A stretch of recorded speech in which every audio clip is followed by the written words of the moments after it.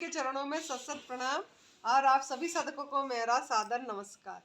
मैं साध्वी आनंदी माँ दिव्यासी आश्रम सुंदरनगर मंडी डिस्ट्रिक्ट हिमाचल प्रदेश में निवास करती हूँ।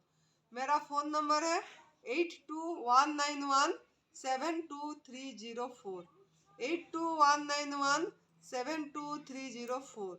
सुरेश बेटा का फ़ोन नंबर है 9729018002 9729018002।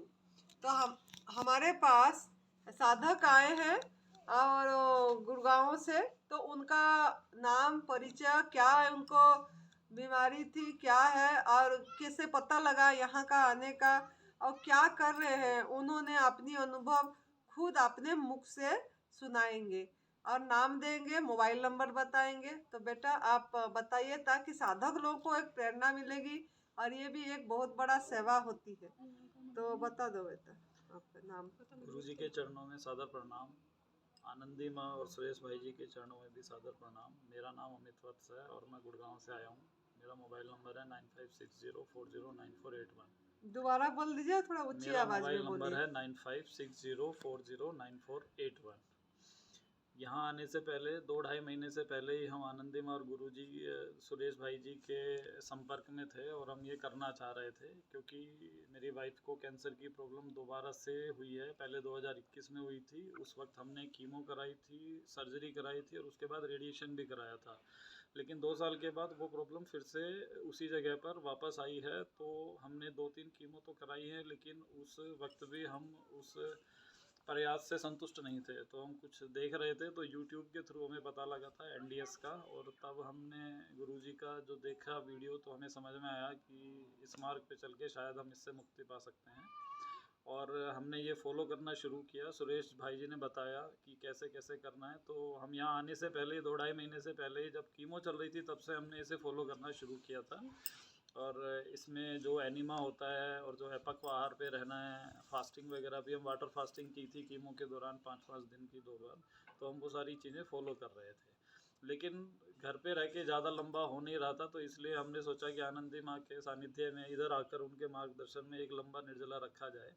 तो पिछले 8 दिनों से हम यहाँ पर हैं और मेरी वाइफ ने 6 दिन का निर्जला रखा है। 6 दिन पूरे हो चुके हैं और बड़ा सही लग रहा है। हम भी अपक्व आहार पर ही हैं और मुझे भी बड़ा काफ़ी हल्का और अच्छा महसूस हो रहा है और वेट तो रिड्यूस होता ही है। और इस तरह से यहाँ पर आकर आश्रम में हमें काफ़ी अच्छा लगा। और एनडीएस की अगर सही परिभाषा और एक सही उपयोग अगर आपको देखना है तो इस आश्रम में देखने को मिलेगा, जहाँ पर एनडीएस का पूर्ण रूप से पालन किया जाता है। 100% जो पालन होता है वो इस आश्रम में आपको देखने को मिल सकता है, जो सुरेश भाई जी और आनंदी माँ कराते हैं यहाँ पर। और उनके मार्गदर्शन में अगर यहाँ पर किया जाए तो वो ज़्यादा अच्छे तरीके से फलीभूत होता है। और वो चीज़ें, बीमारी तो खैर जैसा कहते हैं कि इसको बीमारी समझना ही नहीं है, ये तो एक गंदगी है जो धीरे धीरे बाहर निकल जाएगी अगर हम एनडीएस को फॉलो करते रहें तो हमने उसे शुरू तो किया है और हम उसी रास्ते पर आगे बढ़ रहे हैं। और एनडीएस में जो सबसे पहला आपको करना चाहिए, जो हमें भी बताया गया और जो हम लगता है कि वो सबसे सही है, वो ये है कि आपको एनिमल प्रोडक्ट्स का पूर्ण रूप से त्याग कर देना चाहिए, चाहे वो दूध, दही, घी, मक्खन किसी भी रूप में हो। जब तक आप दूध और दूध से जुड़ी चीज़ों को नहीं छोड़ोगे तब से एनडीएस शुरू नहीं होगा। क्योंकि जब आप इन चीज़ों का उपयोग करते हो तो वो पशुओं के प्रति, आप जिसका भी दूध यूज़ कर रहे हो उनके प्रति ना एक क्रूरता है। वो चीज़ें हमारे लिए है ही नहीं, जिन चीज़ों का हम उपयोग इतने सालों से कर रहे हैं और उपयोग करने के बाद भी हम स्वस्थ नहीं रह रहे हैं, तो इसका मतलब ये है कि हमारे खान पान में ही कुछ कमी है। हम कुछ गलत चीज़ों का उपयोग कर रहे थे जो हमें नहीं करना चाहिए। तो एनडीएस में जब एक सही मार्गदर्शन मिला है तो हमें उन चीज़ों का पूर्ण रूप से त्याग कर देना चाहिए। हम तो कर ही चुके हैं और मेरा मानना यही है कि सभी को इनका त्याग कर देना चाहिए।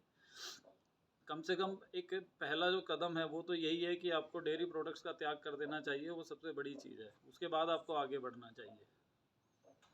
नॉन वेज भी, शहद भी, एनिमल प्रोडक्ट। जी।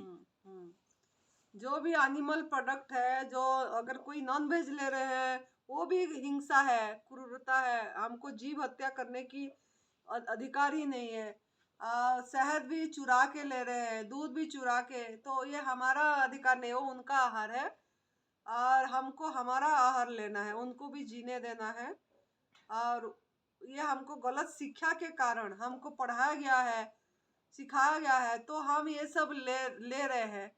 और उसे मतलब हम एक कर्म खराब कर रहे हैं। मच्छर हो गया, मक्खी हो गई, चूहे हो गया, कॉकरोच हो गया, सबको हमने मकोड़े हो गए, ये सब चीज के प्रति इन इन जीव के प्रति हम क्या क्या करे हैं, जिसके कारण हमको भोगना पड़ रहा है कर्म खराब के कारण। तो आप ये सब चीज का ध्यान रखना है कि किसी का जीव हत्या नहीं करना चाहिए, ये एक हिंसा है। जब आप ये आहार पे आ जाएंगे, पूरी तरह आपका आहार लेंगे गॉड मेड फूड, जो आग में पका वाला भोजन नहीं लेना है, और नेचर फूड जैसा है उसको उसी रूप में ग्रहण करेंगे। और साथ में इन्होंने और क्या करे, एनिमा भी तो करे होंगे, संजीवनी क्रिया। जी, हम पिछले जब से सुरेश भाई जी से बात हुई थी हमारी, तब से हम 2-2.5 महीने से घर पर ही रहकर एनिमा कर रहे थे। 6 से 8 बार, कम से कम 8 बार तो हम कर ही रहे थे। और एनिमा के साथ साथ जो वाटर फास्टिंग थी हमने वो भी की, और बीच में जो बताया जाता है कि 16 से 18 घंटे का जो दिन का उपवास होता है रोज़ का, हम वो रखते थे और सिर्फ जूस डाइट के ऊपर थे। तो एपा को आहार बंद करने के बाद भी हमने सिर्फ जूस डाइट के ऊपर ही रहे, और फ्रूट वगैरह भी सिर्फ जूस के रूप में उनका सेवन किया। तो बेटा आपको कैसे लग रहा है, आपका वेट कम हुआ क्या, कि कैसे, थोड़ा बताइए। और आप भी एनिमल प्रोडक्ट्स के बारे में लेना है नहीं लेना है, लोगों को थोड़ा जागरूक कराइए। मैं गुरुजी के चरणों में प्रणाम करती हूँ और माँ आनंदी को भी प्रणाम करती हूँ, और सुरेश भाई जी जिन्होंने हमें अपनी जब भी हमें ज़रूरत पड़ी उन्होंने हमें फ़ोन पर सारी सलाह दी। यहाँ मैं 8 दिन से हूँ और 8 दिन में से मैंने 2 दिन रसाहार और 6 दिन आज मैं फास्टिंग पे हूँ। अभी भी 6 दिन, छठा दिन में लगातार वाला में है, कंटिन्यू वाला। आज मेरा छठा दिन है और मुझे कोई भी तकलीफ़ नहीं हुई है और मुझे बहुत अच्छा लग रहा है, बल्कि मुझे बहुत हल्का महसूस हो रहा है। बाकी थोड़ी बहुत कोई तकलीफ़ होती है वो भी मुझे नहीं है, बस थोड़ा सा बोलने में आज दिक्कत हो रही है मुझे, मैं थोड़ा तेज़ नहीं बोल पा रही हूँ। वेट वेट आपका?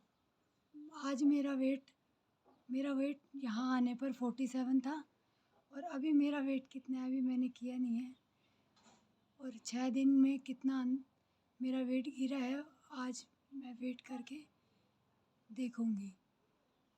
नहीं, आप जैसे एनडीएस शुरू करने से पहले आपका वेट कितना था? मेरा हाँ, और केमो वगैरह ले रहे थे जब, तब आपको मतलब कैसे था, और आप क्यों इसको फॉलो, अभी जैसे आप खुद ही बता रहे थे। जी हाँ हाँ। शुरुआत के दिनों में मेरा वेट 58 केजी था, जो कि एनडीएस मेरी कीमो के साथ एनडीएस करने के दौरान वो धीरे धीरे 47 पहुंच गया है, और आज मैं अभी कंटिन्यू कर रही हूँ एनडीएस को, तो अभी मेरा वेट थोड़ा और रिड्यूस हो गया है, घट गया है।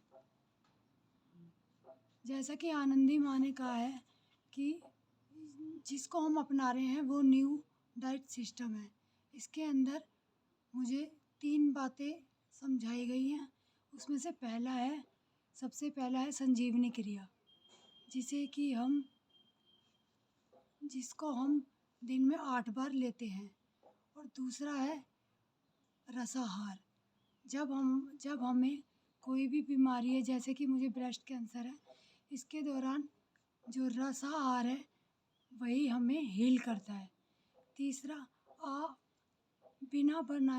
बिना पकाया हुआ फूड, जो कि हमें इसके दौरान नहीं लेना चाहिए और कभी भी नहीं लेना चाहिए, इसको हमें आजीवन अपनाना है।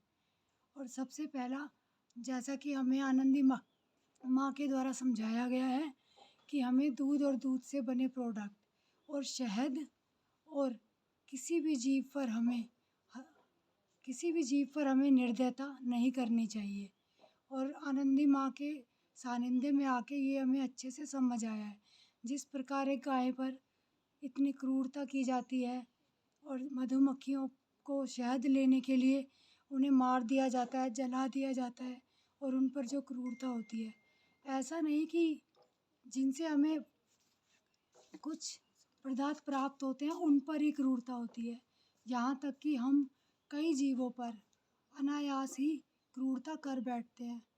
जबकि आत्मा उनमें भी है और हम में भी है।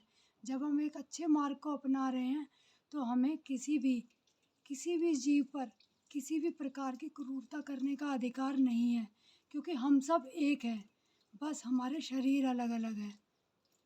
तो मैं आप सबसे यही प्रार्थना करना चाहूँगी कि जब हम इस मार्ग पर चल रहे हैं तो आनंदी माँ के द्वारा बताए गए सभी बातों को हमें अपनाना चाहिए, जिससे तप, सेवा और सुमिरन ये तीनों ही मार्ग हमारे आगे प्रशस्त होंगे और हमें इन्हें अपनाना चाहिए। मैं आनंदी माँ का इन सब चीज़ों के लिए सुरेश भाई जी का अपने तहे दिल से धन्यवाद करती हूँ। बहुत बढ़िया बेटा। और ये तप, सेवा, सुमिरन का मार्ग है, तप तो कर ही रहे हैं। और सेवा ये है कि बेजुबान को अपनी हाथों से हरा चारा डालिए और अनाज डालिए, पंछियों को, पेड़ पौधे को पानी डालिए, पेड़ पौधे लगाइए।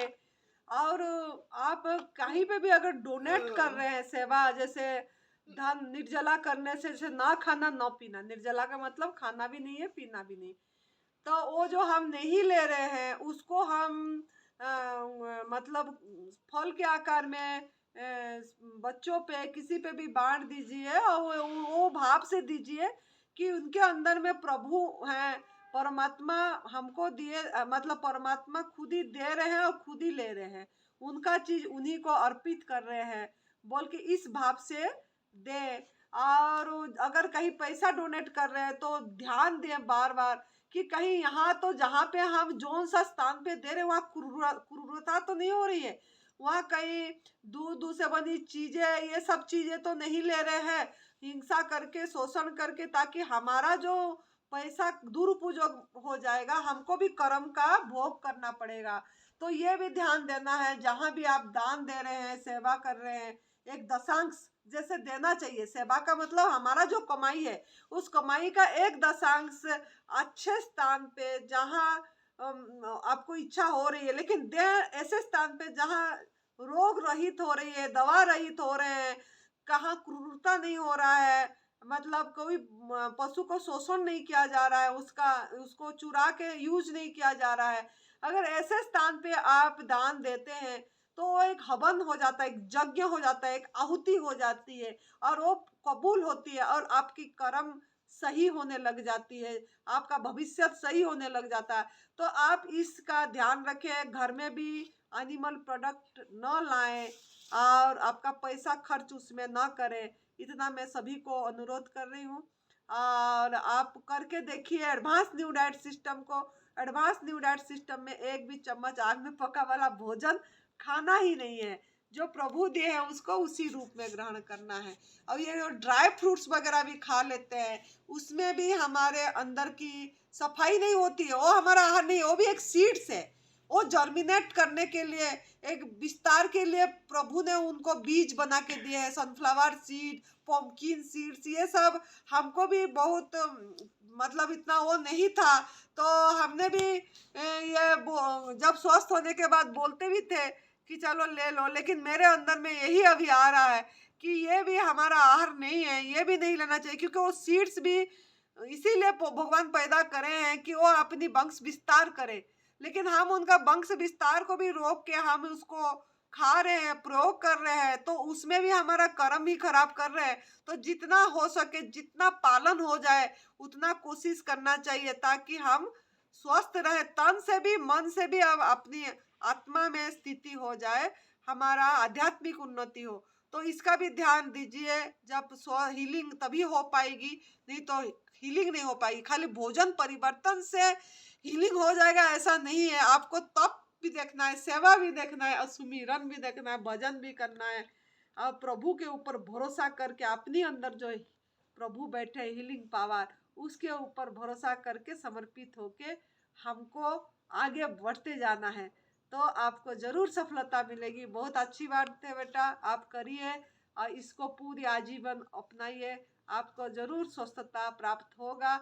इनको एक बार हो गई थी, दोबारा आ गई, केमो रेडिएशन करने के बाद दोबारा आ गई, लेकिन इन्होंने को मिल गया ये जो हमारा मार्ग तप सेवा सुमिरन का प्रभु कृपा से, तो इन्होंने चल पड़े केमो दोबारा 2-3 बची थी और लेने का केमो, लेकिन उन्होंने लिए नहीं, बोले हमको बस इसी में करने दो, बंद कर दिए लेना और शुरू कर दिए। तो बहुत अच्छा, जैसे 1-1.5 साल लगती है, पेशेंस रखना है, धीरज रखना है और चलते चलना है, सब कुछ प्रभु सही कर देते हैं। नहीं तो हम गलत रास्ते पे जाएंगे तो हम कभी भी स्वस्थ नहीं हो पाएंगे। तो खुश रहिए, हर समय मस्त रहिए, तंदुरुस्त रहिए। जय तंदुरुस्ती, जय तंदुरुस्ती।